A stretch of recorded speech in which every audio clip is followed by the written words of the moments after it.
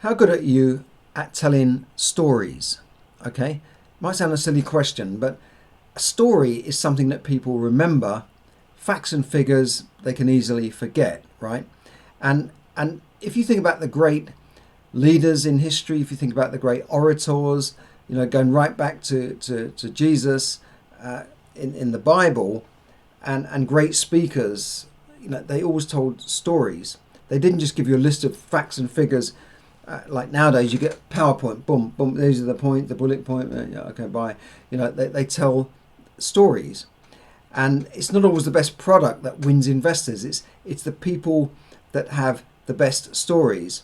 If you think about Elon Musk, he's got that great vision. He can tell a story. How did he get Tesla to be worth more than General Motors and Fords and Volkswagen put together, when they were only at that time making a few hundred cars a month, if not a year, and it only just got going, and yet investors were piling money into them, and they did very, very well.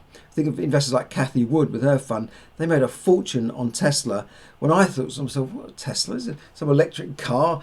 Surely once everyone's starting to make electric cars, they're all going to be swamped. But he had a good story, because he talks about his technology, his special technology, his special methods of delivering this, and then the driverless cars and that sort of thing.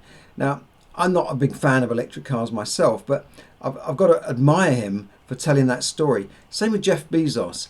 He had a story about Amazon and what it could be.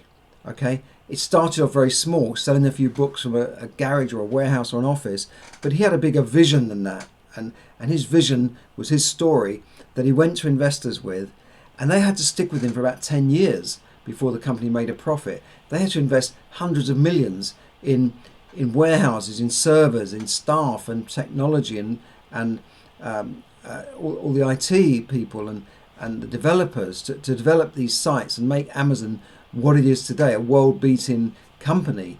So they had to have the story. Okay, now the value of an investment could be based on the number today. So a value of an investment could be, what does your company make? Well, it makes 100,000 a year, right? That your company is worth 200,000, but it can be multiplied by a story of tomorrow's investment. Tomorrow's investment. In fact, there's a quote here: the value of an investment is based on a number today that is multiplied by a story tomorrow. Morgan Housel, who wrote the book The Psychology of Money.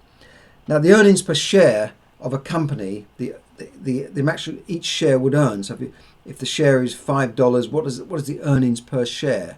Okay, and they have a multiple of earnings per share. So if a company is very, very expensive, like say an Amazon, you might have to pay 50 times earnings per share to buy a share in that company. But that is a story, okay? And the earnings per share is today's value. This is the cold facts. But the PE ratio is based on a story of tomorrow. So the PE ratio, why are you paying, say, 20, 30, 40, 50 times on a PE ratio, earnings per share of this company when it's only earning this? Okay, that's the story. That's the vision, the story that investors are buying into.